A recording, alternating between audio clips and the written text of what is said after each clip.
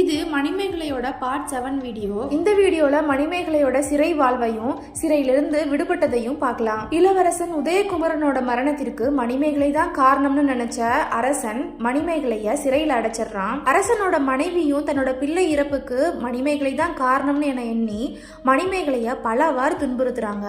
ஆனா மணிமேகலையோ தனக்கு கிடைச்ச மந்திரத்தை பயன்படுத்தி அரசனோட தேவி கொடுத்த எல்லா துன்பத்தில இருந்தும் தப்பிச்சிடுறாங்க. பிறகு மணிமேகலை தான் கிட்ட இருக்க அச்சய பாத்திரத்தை பயன்படுத்தி சிறையில் இருக்கக்கூடிய எல்லா உயிர்களுக்கும் பசிப்பினிய போக்குறாங்க. இத பார்த்த அரசனோட தேவி மனம் நெகிழ்ந்து மணிமேகலைய வணங்குறாங்க.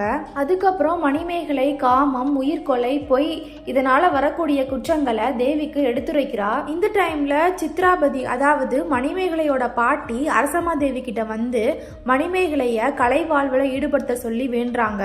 ஆனா அரசமாதேவி அதை மறுத்துடுறாங்க.